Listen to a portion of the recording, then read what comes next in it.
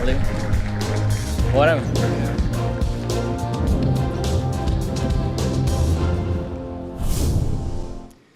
É muito bom estar aqui hoje. Eu já ganhei a tarde quando eu descobri que tem mais um botafoguense aqui. Então a gente já começou bem hoje. Dois, 3. Vou chegar em casa e falar para o meu pai que a gente ainda tá bem. Passa uma, né? Hoje a gente vai tentar falar sobre a criação de mapas dentro dos Zabbix de forma automática, através da descoberta de hosts e da sua vizinhança. Vai falar um pouquinho também de outros 2 casos para ver se a gente consegue trazer mais coisas. A nossa shortlist tinha 26 casos.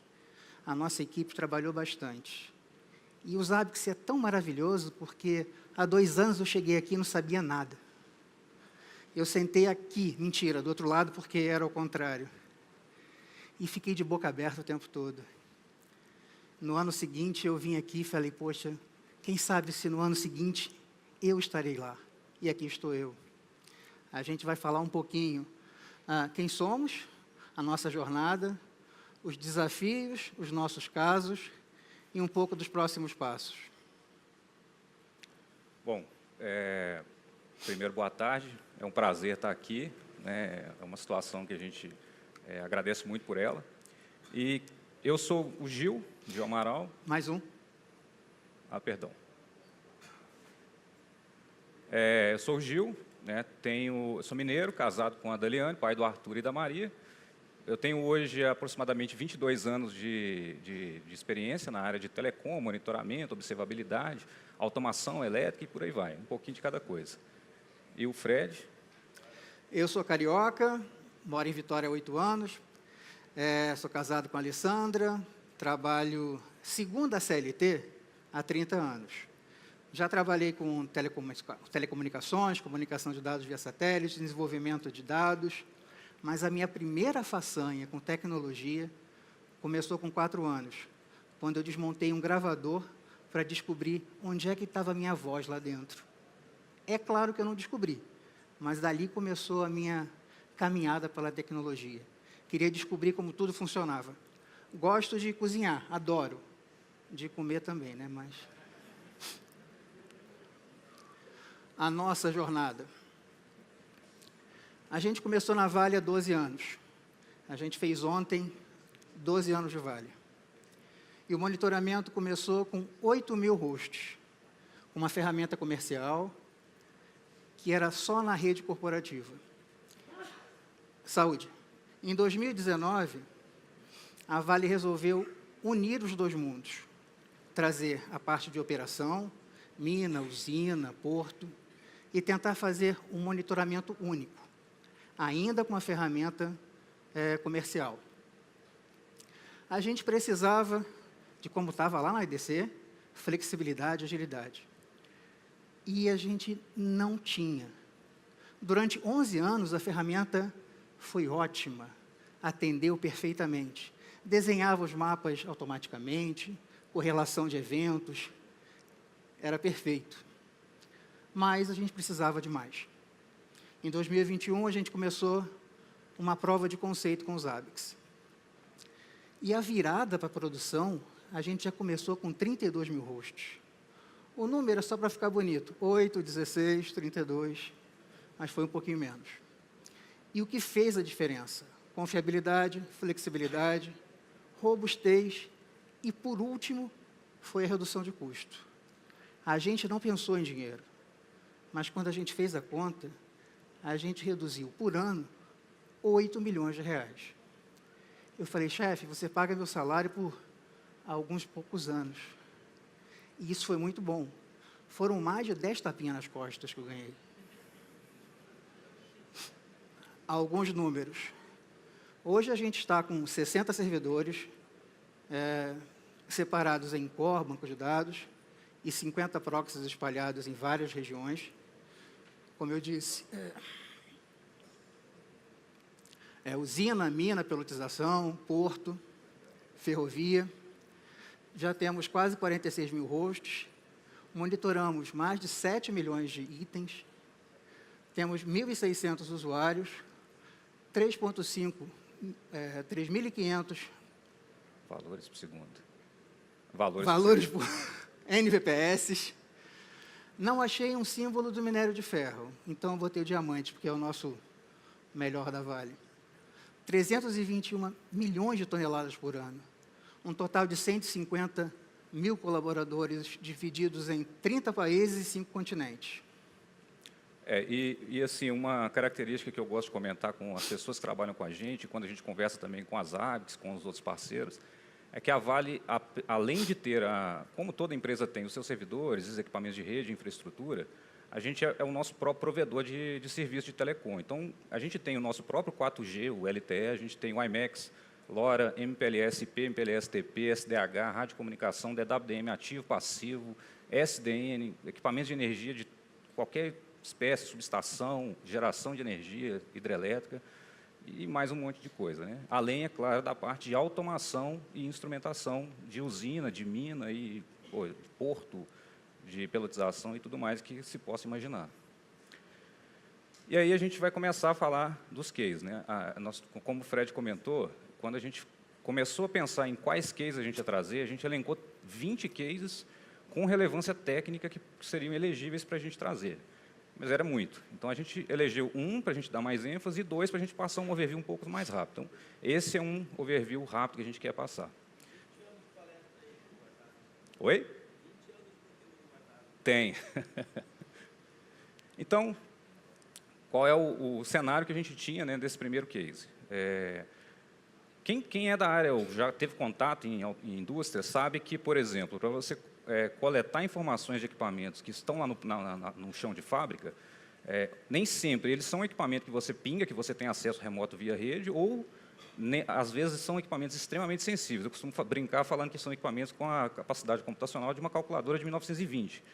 E, além de uma questão de garantia operacional. Então, os responsáveis pela automação não vão permitir que a gente faça pooling nesse tipo de equipamento. Então, esse era o nosso cenário, né? Mas o que são essas informações existem. Os PLCs, os equipamentos de automação, eles coletam essas informações dos dispositivos que estão instalados nas áreas, né, do chão de fábrica, efetivamente. Então, por exemplo, um sensor analógico que está conectado a um PLC através de uma remota, via um cabo elétrico, ele é uma informação que o PLC lê para tomar uma decisão. É como se fosse, por exemplo, uma Alexa ou um Home Assistant em casa, lendo um monte de informação para tomar ações. Então, basicamente, é isso. E isso tudo é historiado aqui no PIMS, né, que é o Plant Information Management System. Então, todas essas informações, elas estão disponíveis nesse sistema. Então, poxa, pensamos, se eu preciso coletar essa informação de equipamento sensível, mas eu não tenho permissão, eu não tenho como fazer isso, eu posso fazer através dessa integração. Então, o que é o PIMS da Vale? A gente tem, no PIMS hoje, aproximadamente 700 mil tags, ou seja, 700 mil sensores, que seria, por exemplo, um sensor de uma Alexa, por exemplo, né? O que são esses sensores, né? São variáveis de nível, de rotação, pressão, corrente, taxas de produção de transportadores de correia, britadores, carregamento, e entre outros, né? E essa infraestrutura ela é composta mais ou menos aí por 170 servidores on-premise instalados pelo mundo afora. E qual que foi a solução, né? Foi um GET HTTP, né? Cada uma das tags ela tem um nome e um ID. O nome dessa tag é um host, vira um host. Então, podemos ter, não temos, tá? É sob demanda. Podemos ter até 700 mil hosts, um para cada tipo de tag. Então, a tag ela é cadastrada com o nome, né? O host é cadastrado com o nome da tag, da mesma forma que estão vendo aqui, utilizando o template específico dessa solução. Então, como é que funciona o template? Ele tem um item PY, que monta uma URL baseado no nome do host, junto com outras informações, e faz um GET via JSON. Então, monta essa estrutura baseada no nome do host, junta tudo isso numa URL e faz o GET. E o resultado disso é uma informação que traz para a gente o nome da tag e o ID dessa tag. Então, beleza, eu já tenho qual é o ID dessa tag do ponto de vista do PI, do PIMS. Com isso, a gente cria, através de um LLD, minimamente ali 3 itens prototypes. Esses itens prototypes, então, trazem aquelas informações que a gente vê à direita, que é o status dessa informação, se ela é confiável ou não, o timestamp da última coleta que foi registrada no PIMS e o valor, no caso aqui, 38.8122. Então, poxa, a gente conseguiu fazer a integração. Temos, então, a possibilidade, a partir de então, de trazer para dentro do Zap 700 mil informações, 700 mil variáveis na Vale no mundo. Então, abriu-se aqui um leque de possibilidades enorme, e de coisas que não estão na rede. Não é coisa que eu consigo pingar, por exemplo. Beleza, mas e aí? O que a gente vai fazer com isso? Né? Porque até agora foi uma solução que talvez alguns aqui já tenham feito. Né? Mas para que vai servir isso? Então, a gente trouxe aqui uma situação real que foi utilizada essa integração. O que foi isso? Vou tentar explicar aqui rapidamente, mas existe na Vale algumas máquinas de pátio, né, no caso a ER03, que é a empilhadeira e recuperadora, que a gente tinha um problema muito sério. Ela utilizava um rádio fixo, um rádio Wi-Fi, tá? E do outro lado, ela tinha um rádio, ela é móvel, ela anda em cima de um trilho, como se fosse um trilho de trem. E para trem, para mineiro é foda, né? Porque pode ser qualquer coisa. Toda vez que o mineiro fala trem, tem que lembrar, trem de ferro, porque senão... Então, essa máquina tem um rádio Wi-Fi fixo na máquina, mas a máquina é móvel. E existia numa torre fixa o par desse rádio. O problema é que esse rádio ele não tem controle automático de potência, de TX, de transmissão. Então, quando essa máquina se aproximava do ponto fixo, ela começava a saturar o RF ali, mas não fazia o controle de potência. E aí, por uma medida de proteção, a máquina parava de funcionar porque ela é operada automaticamente. Ou seja, ninguém está ali olhando essa máquina localmente. Caso seja necessário, essa máquina até pode ser operada localmente, dentro de algum operador nessa máquina, ou alguém remotamente consegue operar. Então, o cenário é esse, né? E essas paradas, por causa desse problema de saturação de RF, em 2023, geraram 12 horas de parada, 7,2 mil toneladas de movimentação de material que a gente deixou de fazer, e o que representa essas 7,2 mil toneladas, 720 mil dólares, aproximadamente, de movimentação que a gente deixou de fazer. Então, o nosso objetivo era tentar resolver isso. Mas, afinal, o que é uma empilhadeira, né? O que é uma máquina de pátio? Todo mundo já deve ter visto aquele filme do Transformers, que tem aquelas máquinas gigantes lá no final. Então, essa é uma de várias que existem nesse pátio lá em São Luís. Então, eu não tenho aqui, não vai dar para funcionar o laser, mas uma questão de proporção, a gente tem um caminhão embaixo, e em cima, próximo daquela caçamba rotativa, desculpa, ele mesmo, tem a cabine do operador. Então, quando uma pessoa está operando, ela fica ali. Então, não daria nem para ver essa pessoa. Dentro dessa máquina, existe uma subestação. Então, aqui você tem uma sala elétrica. Cada uma dessas gavetas alimenta um pedaço da máquina. Existe um painel de automação. Então, deixa eu me aproximar aqui. Aqui a gente tem a parte de campo, ou seja, a fiação que chega dos sensores de campo chegam aqui, que se conectam ao PLC. O PLC lê tudo que acontece na máquina através do sensoriamento que existe chegando por esses cabos. Acima a gente tem a parte de comunicação, fibra chegando, switch e por aí vai. E em cima são a parte elétrica do painel. Aqui a gente tem o painel externo, do lado de fora da máquina, que tem aqui a comunicação, os rádios, né, e a comunicação Wi-Fi dessa máquina. Aqui é a máquina executando a função de empilhar o minério, ou seja, o minério é produzido, ele chega na máquina e aí ele é estocado numa pilha, então ele faz uma pilha. A função contrária, que é de recuperar esse minério e trazer esse minério de volta, ele pega esse minério, joga numa esteira, numa correia transportadora e enche um navio. Então, ele carrega o navio. Esse navio vai para os clientes, né? Mundo afora. Principalmente para a China. Então, esse era o cenário que a gente tinha. Então, recapitulando. Quando essa máquina se deslocava cada uma dessas linhas aqui é uma ou mais de uma máquina daquela, então tem muita coisa. Quando essa máquina se deslocava nesse trilho, que tem uma distância de 1,3 quilômetros, e se aproximava do rádio fixo, quando ele chegava lá e a potência não era regulada, o que acontecia? A gente tinha uma saturação de potência de RF, uma saturação do sinal de RF. E a máquina parava de operar. Quando essa máquina para de operar, você tem que parar a operação, como eu comentei anteriormente, e a gente tem que mandar uma equipe se deslocar até a máquina para poder resolver o problema. Ele chega lá, Você tem o deslocamento, você tem queda de nível, você tem batida contra, tem um monte de risco envolvido, elétrica, né? Aquela subestação, não comentei, mas é 13,8 mil volts que chega nela. Então, esse pessoal tem que chegar lá e resolver o problema. Então, qual foi a solução que a gente criou, né?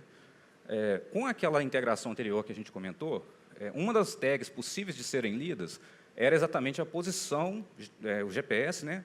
Qual era a baliza que a gente chama, onde aquela máquina estava naquele momento. E como o pessoal estava acostumado a fazer manutenção e sabia qual era a potência de RF ideal para aquele momento e aquele local onde a máquina estava, o que a gente fez? Porra, vou ler aqui a informação de onde essa máquina está, eu tenho a informação de qual é a potência ideal naquele momento, e através de um comando SNMP7, a gente setava a potência ideal naquele momento.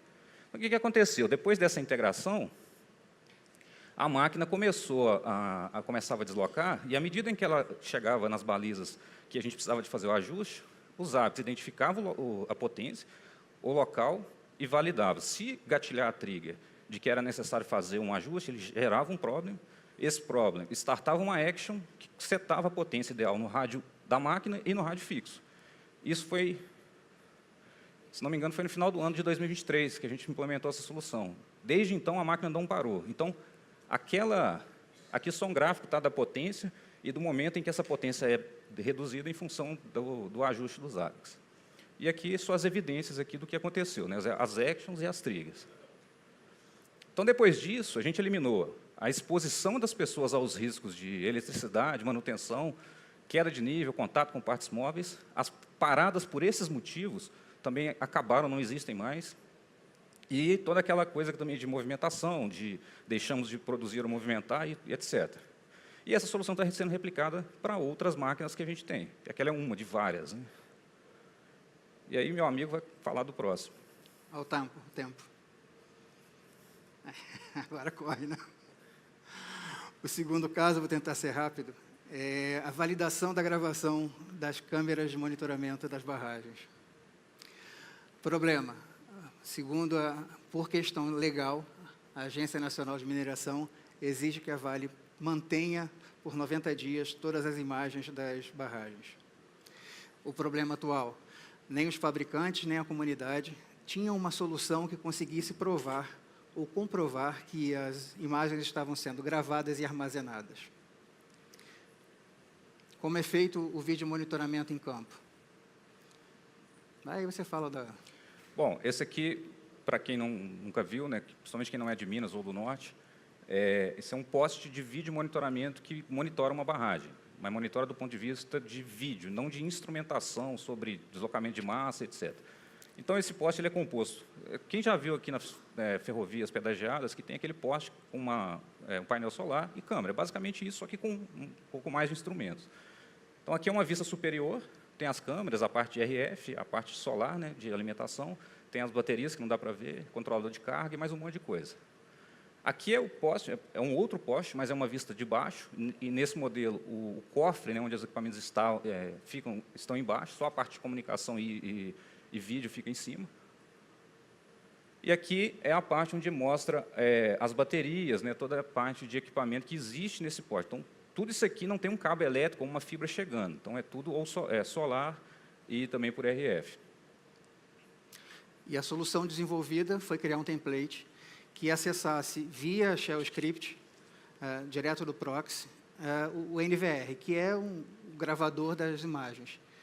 Usando o FFmpeg, ele acessava o gravador e trazia uma imagem do passado e validava se a imagem existia. Se existisse, gravaria 1, se não existisse, gravaria 0. Então, o template ele teria os 3 itens: gravação da câmera, disponibilidade da gravação da câmera e se a quantidade de dias que a câmera tem imagem gravada. Com os triggers de câmera não gravando ou número de dias menor do que 90 dias. E como foi que a gente criou esse monitoramento? Foi um trabalho, um esforço de 10 pessoas e 3 times, foram 160 horas. Obrigado. Para andar rápido, para sobrar para o final. Então, a tela de monitoramento, ela nos dá que A mesma imagem é gravada em 4 NVRs, sendo que um deles tem uma falha, que ele só tem 80 dias da imagem. Aqui embaixo, uma das câmeras tem a imagem redundante em apenas uma dos NVRs. Mais um. E o painel geral, que ele é tanto gerencial, que o gerente consegue verificar durante um período como está o seu parque, e a equipe de campo consegue analisar como ela pode trabalhar isso de maneira mais efetiva e rápida. E você tem 10 minutos para falar da menina dos olhos. Vamos lá, tomei até uma água. Bom, ano passado a gente esteve aqui, né, já é a terceira feira que a gente vem, terceira conferência que a gente vem, e a gente conversamos com muita gente aqui, e um problema que a gente tem, né, o Fred falou no início, a gente tinha um volume muito grande de mapas e equipamentos que a gente precisava criar. Então, quando a gente migrou a ferramenta, nós tínhamos uma situação de que tinha incerteza, né, tudo aquilo, a ferramenta nova, a gente conhecia pouco e tal, só que a gente tinha a necessidade de criar 800 mapas, e isso é feito de forma manual, né? É claro que existe, a gente sabe que tem a API e tudo mais, só que para fazer a API você tem que ter uma base de informação anterior ali para você montar tudo aquilo. Então, a gente não tinha tempo, né, e a gente não tinha gente para fazer isso. Então, a gente tinha um desafio, que era criar uma automação que ajudasse a gente a fazer a criação dos mapas de forma automática, né? Eu não vou entrar muito em detalhe aqui, vamos falar um pouco mais à frente. E aí a gente partiu, conseguimos desenvolver alguma coisa e a gente dividiu, mostrando aqui essa criação em 4 versões. A versão 1, que foi lá atrás, o que a gente fazia, né? Através de um script Python, usando o PyZabix, né, a biblioteca,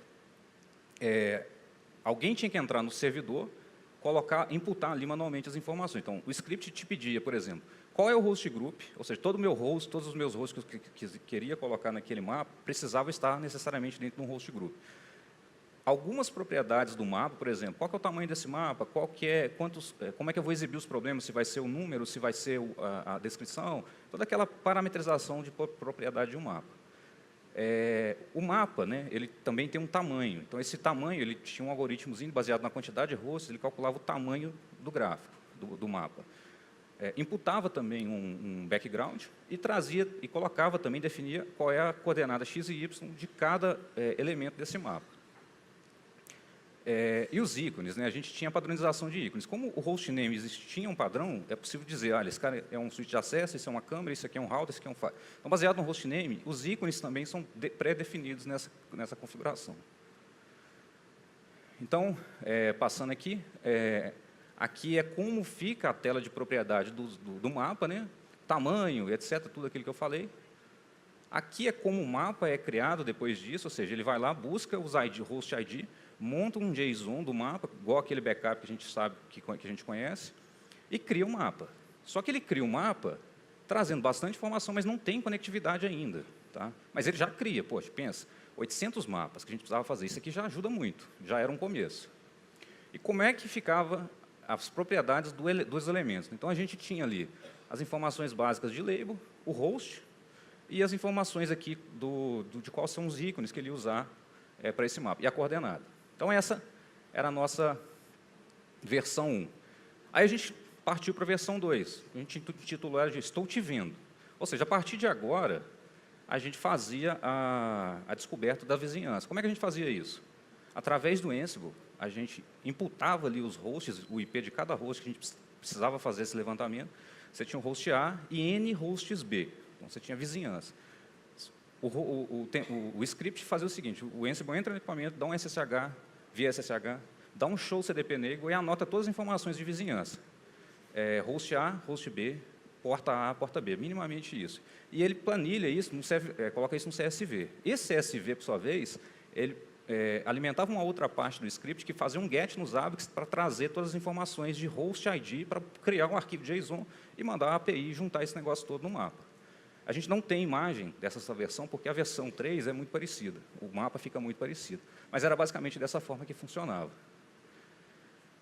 Então, a versão 3, estou te vendo melhor. O que a gente quis dizer com isso, né? A partir daqui, a gente não usa mais o Ansible. A gente está usando agora o próprio Zabbix através de um get de SNMP para trazer as informações de vizinhança. Sempre CDP, tá? A gente está sempre falando de CDP por enquanto.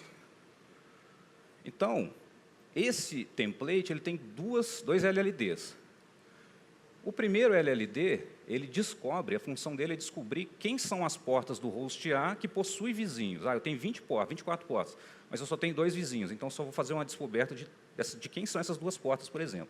Então, feito isso, ele cria os itens com o local name, né, o if name da porta, e a key desse item é um SNMP index. Ok, então a gente tem a criação aqui dos itens que traz para a gente, para esse host, quem são as portas que falam com outros caras. Né? E a key, pode ver que tem um index atrelado aqui. E essa key é importante porque no próximo LLD, ele vai utilizar essa informação. Então, o próximo LLD, o que ele faz? É uma outra OID que faz o get da informação a partir ainda do host A, das informações do host B. Ele não está ainda chegando no host B, ele não está fazendo o get diretamente ao host B. Então, ele traz aqui quem é o host B, o host name desse cara, o IP desse cara e a porta que esse cara recebe o link do host A, daquela primeira porta que ele descobriu. Então, uma vez que ele faz isso, ele cria um item que traz o nome do vizinho e a porta do vizinho. E o index, a key que é gerada para esse cara tem a informação do host A, a key do host A, o SNMP index do host A, ponto, um subindex que está associado, por causa do protocolo CDP, à porta remota, que fica assim. A gente tem ali o neighbor, o nome do neighbor, né, que tem o nome do host, a interface que ele chega do outro lado. E a key traz o index, o SNMP index do lado A, e qual é o subindex do lado B. Então, a gente tem uma chave única aqui. Então, beleza. Uma vez que a gente tem isso, tem essas informações, o que falta para a gente? Né? Eu tenho as informações, qual é o host A, as interfaces do host A, já sei quem são os Bs, e agora eu preciso saber o host ID de todo mundo. Eu preciso de mais algumas informações para montar o meu dicionário e criar o meu JSON. Além disso, para cada um desses hosts, a gente levanta qual que era o trigger ID de SNMP, de indisponibilidade de SNMP e de CMP. Então, a gente junta tudo isso, monta esse dicionário, cria esse JSON e manda executar via API. E aí você cria um mapa. Então, o mapa ele é criado mais ou menos assim. Então, você começa a ter a correlação aqui entre os hosts, associando aqui a interface e tudo mais. Aqui é como fica, né, além do que eu já tinha falado em cima, aqui tem a parte dos links, embaixo. E aí agora a gente tem a versão 4, né, que a gente até então fazia essa execução toda via CLI. Então, o analista tinha que ter o acesso primeiro ao servidor e saber o que está fazendo, né, ali no back-end. Agora a gente criou a interface web. Eu vou botar aqui, tem um vídeo, aí assim, se eu só explicar um pouco sobre esse vídeo antes, ele é um vídeo de quase 5 minutos, cadê o tempo? Já estourou. Quase 5 minutos, mas a gente deixou ele ser grande de propósito, porque, poxa, explicando e mostrando alguns detalhes, a gente demorou 5 minutos para criar um mapa completo. Então, essa interface web, a primeira coisa que ele te pergunta é o único campo obrigatório, qual é o nome que você quer dar para esse host, para esse mapa. Depois ele vai te perguntar qual é o host name, host group que você quer utilizar como referência. Você pode colocar mais de um separado por vírgula. A próxima informação quais são os hosts que você quer colocar. Além daqueles que estão no host group, você pode colocar outros. Depois disso, você pode também definir qual é o IP, ou vários IPs também que você pode colocar. Depois você pode colocar também os prefixos, ou seja, começa com. Né? Você pode colocar, começa com XPTO, por exemplo. Ele vai colocar todo mundo que ele encontrar nos apps que começa dessa forma. Você quer ou não criar link? E o que você quer que adicione como trigger, né, para poder alarmar? SNMP e CMP. Então, aqui a gente habilitou tudo. Ele clicou aqui e está rodando. Então, aqui ele vai começar todo aquele processo do passo 3 que a gente comentou anteriormente, numa interface web. E aqui ele vai demorar um pouquinho, e é uma das melhorias que a gente quer fazer daqui a pouco, para poder botar uma barra de progresso, botar uma animação aqui. E essa é a hora que a gente combinou de falar que, seguindo a mesma linha dos ABICS, criado para a comunidade, esse script vai ser compartilhado com todos. A gente vai tirar...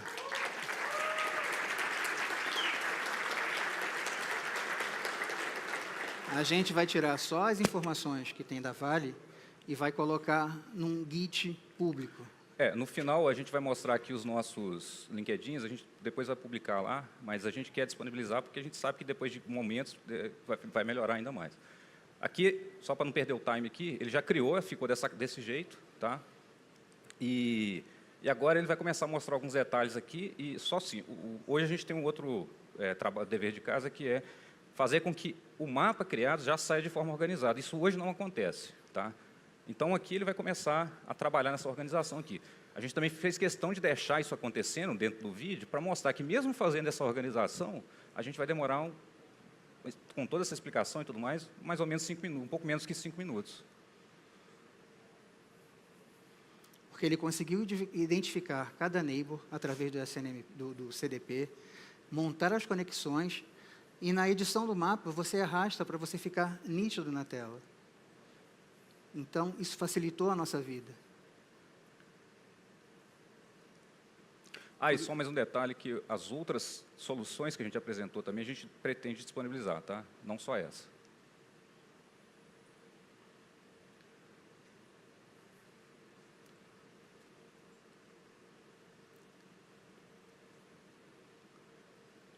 A gente descobriu com os Zabbix que dá para ensinar um truque novo para um cachorro velho, né?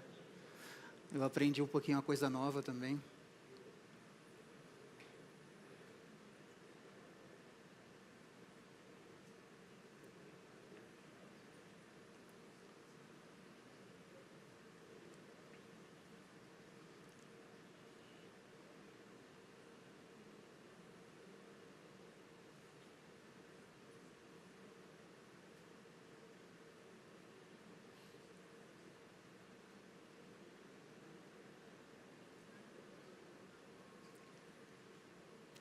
Liga.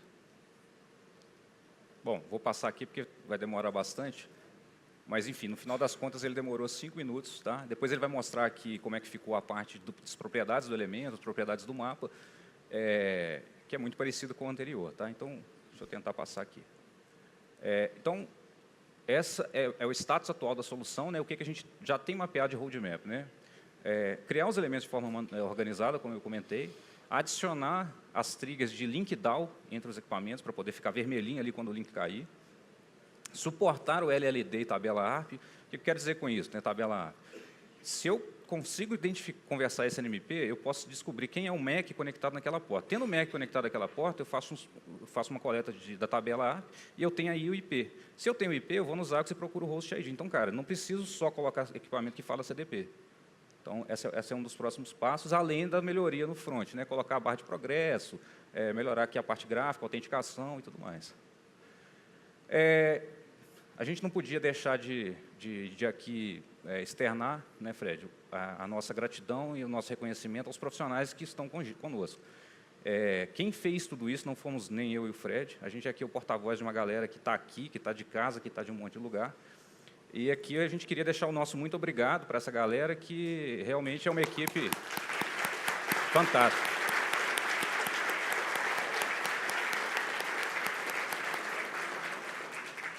E é isso. Se quiserem conversar um pouco mais, entrar em detalhe, a gente não conseguiu entrar em muito, porque não tinha tempo.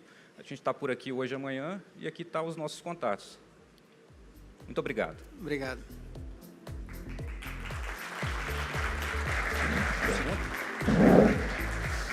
Temos uma perguntinha aqui. Tem que fazer, né?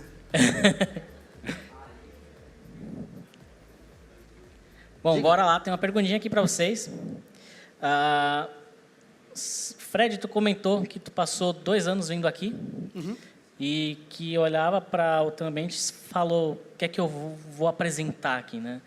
Depois de mostrar tudo isso aqui, né? Depois que tudo isso aqui tu mostrou, como você enxerga a importância dos Zabbix para o negócio da Vale? Não só em números, como em dia a dia operacional. Eu vou responder, que agora que já passou o frio na barriga, é mais fácil. Eu vou responder diferente. Primeiro, a parte mais difícil foi convencer a Vale que uma coisa de graça tinha valor. Quebrar esse preconceito. Como o negócio você não paga, como é que vai trazer valor para a empresa? Aí a gente teve a ajuda do pessoal da Globo.com, da Serpro, a gente conversou com o JLCP, a gente conversou com os parceiros, mostrou para eles: olha só, todo mundo aqui está usando, cara, não tem por que não tem usar. E fizemos documento, levamos para a diretoria, e eles aceitaram. Pegamos tá aqui, botei o meu coração na reta. Beleza. E como a gente está agregando valor? Simples. Eu estou entregando rápido, fácil, com menor custo e conseguindo moldar a nossa solução à necessidade do cliente. Não preciso dizer, olha, eu vou ter que ligar para o fornecedor, criar uma solução específica para mim. E tem outra, né? No ano passado, o Dimitri falou, os Zabbix não param. Eu falei, pô, é essa, né? E não é que os Zabbix não param mesmo?